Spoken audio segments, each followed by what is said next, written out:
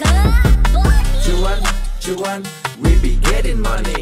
Cuan. Oke, sebelum kita ke videonya, saya ingin share info bahwa grup STS akan open lagi STS diskusi dan rekomendasi bulan Maret 2025, teman-teman. Dan masih ada bonus di bulan Maret ini, yaitu perkiraan dividen saham di bursa. Ada dua, teman-teman. Yang satu tuh online, yang satu offline. Jadi kalau yang online tuh udah otomatis, teman-teman. Kita cek di sini, teman-teman ya. Nah, ini yang online, jadi langsung otomatis kalau harganya saham naik atau turun langsung diupdate sama sistemnya. Jadi ini tapi harus online, teman-teman ya.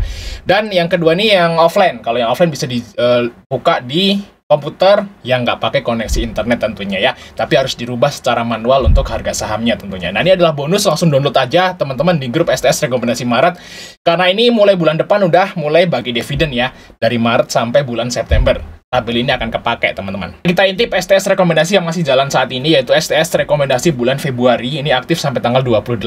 Nah, ini di tanggal 14 ya, karena kita rekamnya tanggal 15. Ini tanggal 14 kita profit di SBMA. Telkom ini swing, kita profit. Terus ada Harta, Inco, Toba Cuan, Koko, Isi, ya INPC, MBMA. Nah, kemarin kita cuan 9 saham, teman-teman. Kita cek juga di tanggal 13 Februari, teman-teman. Di sini kita profit di saham AIMS, INPC, Mika, TBLA, terus ada Antam dan Telkom kita buy 2 kemarin di tanggal 13 tapi profitnya di tanggal 14. Terus ada Mutu cuan, Pani cuan, ya Cegas cuan nih, AIMS buy 2 ya. Terus Brand cuan dan kita cuan juga 10 saham di tanggal 13, teman-teman ya. Jadi bagi teman mau gabung STS rekomendasi bulan Maret, langsung cat saya aja, jangan sampai ketinggalan karena kalau tanggal 28 kita udah closing, teman-teman ya. Oke, kita lanjut ke videonya. Sebelum tadi Fajar Daily, dan kali ini kita bahas tentang Danantara. Nah, ini lagi viral ya guys ya, lagi heboh dibahas di mana-mana. Nah, Danantara itu apa ya? Danantara itu adalah lembaga ya, lembaga investasi yang dibuat oleh pemerintah saat ini ya untuk menginvestasikan uang yang udah ada. Ya istilahnya itu ya kayak kita lah, kita beli saham ya, punya modal 1 juta pengen jadi 1,5 juta. Ya kita punya modal 1 juta pengen jadi 2 juta. Nah, pemerintah juga ada nih modalnya ya, modalnya pengen dilipat gandakan atau pengen dapat cuan lah seperti itu lewat lembaga investasi, teman-teman. Dan udah dijelasin ke berita-berita yang di sini, teman-teman ya. Jadi Danantara itu adalah aset kelolaan BUMN ya.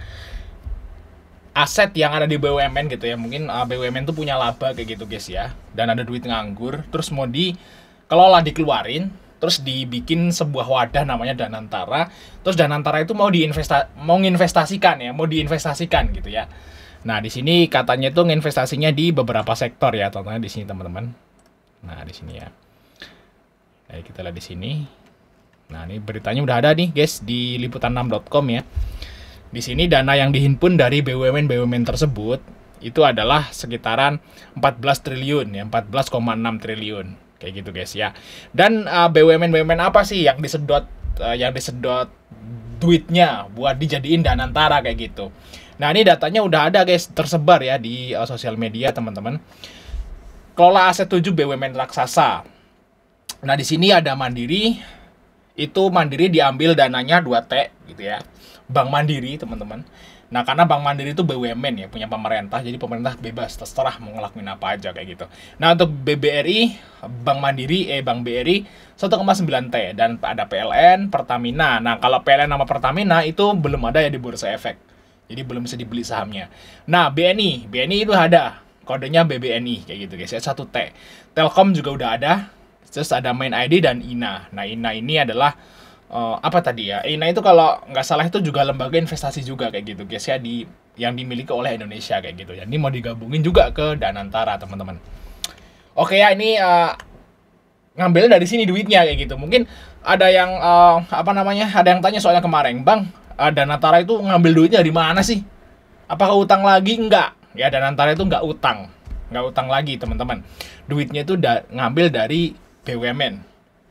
Ya, kita kan punya BUMN yang kuat ya, yang bagus. Contohnya bank BUMN tuh labanya gede banget. Kalau teman-teman itu ada di Bursa Efek gitu, atau istilahnya investasi di saham, pasti tahu lah.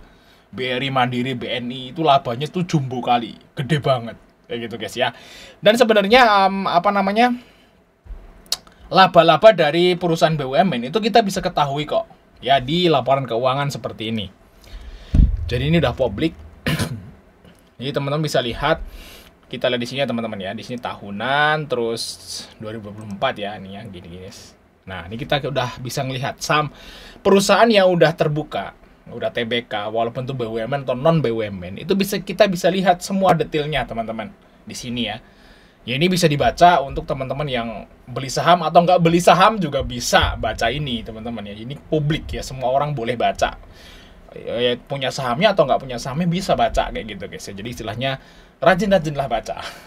Jadi kalau teman-teman baca laporan keuangannya di sini teman-teman, itu memang laba BRI, BNI, Mandiri ya itu memang jumbo ya, yang makanya nggak heran saya gitu ya bahwa saham-saham tersebut itu bisa ditarik dananya segitu gedenya. Nah kita bisa lihat di sini teman-teman ya dari apa namanya, nih bisa lihat di sini ya teman-teman, kita lihat ya. Nah di sini di bagian equity ya. Tadi kan ini kan Bank Mandiri ya. Ini laporan keuangan Bank Mandiri gitu ya. Bank Mandiri tadi diambil 2T ya. Diambil 2T-an. Nah, di sini teman-teman. Kita lihat itu. Bank Mandiri diambil 2T ya, 2,1T ya. Nah, terus kelihatan dari mana? Dari sini ya, dari equity, teman-teman. Nah, dari equity itu di halaman berapa? Kita cari dulu, teman-teman. Bentar.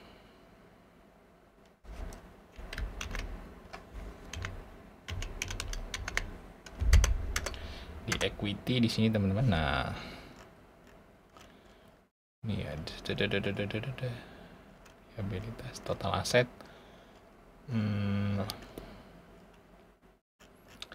aset, liability,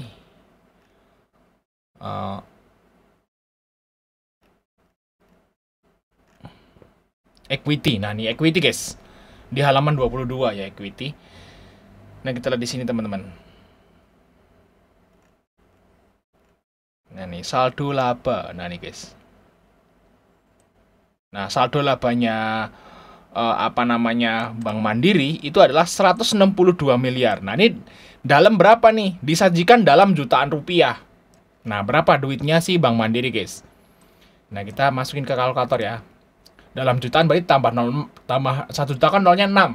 Nah itu guys ya, berarti 162 nih guys ya, 874 901. Nah, ini kan segini. Nah, dalam jutaan rupiah ya di sini tertulisnya ya. Berarti tambah 06. Cirolu. Berapa tuh nilainya? 162T ya. Seperti itu, teman-teman. Dan kok bisa narik 2000 triliun padahal saldo laba Bank Mandiri aja 162. Nah, kalau itu saya nggak tahu, teman-teman. Kalau itu saya nggak tahu ya. Kok bisa narik 2T padahal saldo laba Bank Mandiri itu cuma 162T.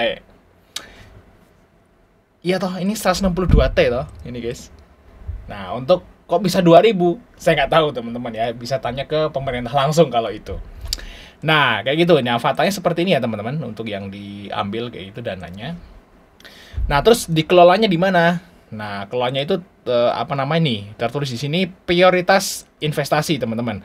Jadi Pak Prabowo itu pengen menginvestasikan uang yang ditarik dari BUMN tersebut itu ke sektor-sektor strategis, contohnya seperti energi terbarukan. Energi terbarukan itu misalnya pembangkit listrik tenaga panas bumi, pembangkit listrik tenaga air kayak gitu ya, yang enggak, pokoknya yang non batu bara lah seperti itu.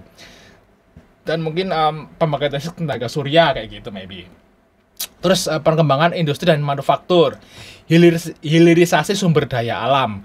Nah misalnya saat ini kita kalau tambang nikel gitu ya, kita cuman ngelolanya bijinya doang terus diekspor. Nah maunya Pak Prabowo sama Pak Jokowi itu kan di sini dikelola dulu kayak gitu guys ya. Jadi nggak mentah. Contoh misalnya karet habis disedareh gitu ya, karet diambil karetnya kayak gitu. Nah kita kan ekspor. Nah terus kita impor lagi dalam bentuk ban. Nah itu kan merugikan kan ke Indonesia, dan maunya maybe pemerintah itu ya dari karet dibuat ban lah di sini kayak gitu. Terus ekspornya dalam bentuk ban, maunya seperti itu. Namanya itu hilirisasi teman-teman. Jadi kita nggak ekspor bahan baku. Nah itu kan juga perlu membuat perusahaan. Nah kalau membuat perusahaan kan tentu aja butuh dana. Nah mungkin dananya itu yang dari ya Danantara ini, seperti itu guys ya. Itu mungkin penjelasannya seperti itu ya teman-teman tentang Danantara.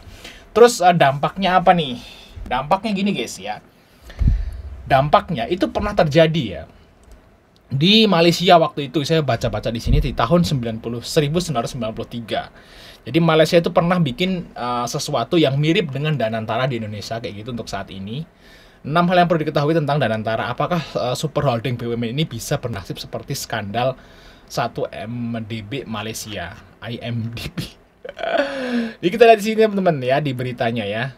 Nah, jadi ini di Malaysia waktu itu kita udah baca di sini itu sempat viral ya bahwa ya mirip-mirip Danantara saat ini itu di Malaysia malah dikorupsi teman-teman oleh Perdana Menterinya waktu itu yaitu Najib Razak.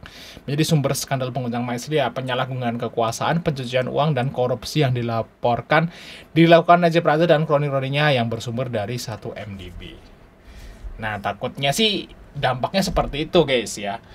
Karena memang namanya ngelola investasi dalam jumlah besar ya, mungkin hilaf atau apa pengelolanya maybe ya. Ya kalau masyarakat kita jadi nggak tahu. Nah, yang ditakutkan oleh para analis saham tuh kayak gitu, takutnya kayak gini gitu ya. Duitnya itu hilang dikorupsi ya, mungkin nggak semua, cuman kalau dikorupsi ya kayak gitu guys ya, mungkin sebagian kayak gitu. Takutnya kan seperti itu. Ya kita anggaplah nggak dikorupsi gitu ya. Kalau kita anggaplah nggak dikorupsi, investasi itu ada potensi rugi teman-teman. Walaupun itu nggak dikorupsi ya. Kayak kita beli saham juga gitu ya. Kita beli saham juga ada potensi rugi. Walaupun nggak ketipu gitu ya. Misalnya kita beli saham BRI, BCA bisa aja rugi kayak gitu. Nah ini juga seperti itu juga mungkin bisa rugi kalau pengelolaannya itu nggak bener. Nggak bener dari sini belum tentu korupsi ya. Kalau dia itu investasi di tempat yang salah terus turun kan rugi. Walaupun nggak korupsi. Nah itu resiko yang kedua guys ya. Nah, kalau misalnya rugi, tentu aja akan mengguncang ekonomi, kayak gitu guys ya. Karena ini modal dari saham-saham BUMN yang selama ini udah jalan. Misal nih, Bank Mandiri, Bank BNI, Bank BRI, itu kan udah jalan guys, nggak usah diapa-apain juga dia jalan sendiri. Ya kan? Orang itu jadi bank milik negara gitu kan yang udah jalan, ya udah jalan sendiri, udah profit sendiri. Kalau teman-teman ngelihat saham ya, ngelihatin laporan keuangannya, Bank Mandiri, BNI, Mandiri, Telkom, ya itu udah profit tiap tahun bagi dividen kayak gitu ya. Nah harusnya nggak usah diapa-apain juga, mereka udah profit tiap tahun. Nah tapi kenapa ini modalnya malah ditarik diinvestasikan ke hal yang masih gambling kayak gitu. Nah takutnya nanti malah ininya nilai investasinya tuh rugi dan antaranya BUMN-nya jadi kolaps karena modalnya diambil. Takutnya kayak gitu. Kalau BUMN kolaps ya udah Indonesia selesai kayak gitu, guys. Jadi ya itulah yang ditakutkan oleh orang-orang. Tapi ya semoga aja ini nggak terjadi, teman-teman ya. Ya saya berharap aja gitu nggak terjadi. Ya saya itu kayak gitu jadi. Mungkin kalau orang-orang yang nggak tahu ya, mungkin apaan sih udah bodo amat gitu ya. Tapi kalau teman-teman yang tahu itu khawatir. Ya itulah makanya kadang-kadang kita nggak tahu itu adalah sebuah privilege. Kebodohan itu adalah privilege. Saya setuju guys. Karena kalau orang bodoh nggak banyak tahu, itu dia nggak akan worries, nggak akan khawatir lah, santai aja, nothing to lose, nah jalan aja. Jadi orang bodoh itu malah kadang-kadang tuh santai happy. Tapi kalau orang yang mau berpikir, orang yang dia tahu gitu ya, jadi malah was-was kayak gitu. Jadi ya bodoh adalah privilege, setuju. Oke mungkin itu aja mas bro, pembahasan tentang Danantara ya. Semoga aja untung, karena juga ada kemungkinan untung ya. Jadi investasinya untung, duit 14.000 triliun itu jadi 28.000 triliun. Wah Indonesia ini negara maju. Bisa dibilang Indonesia itu di Danantara ini antara mau jadi emas atau mau jadi tai kayak gitu guys. Oke sampai ketemu di video berikutnya teman-teman.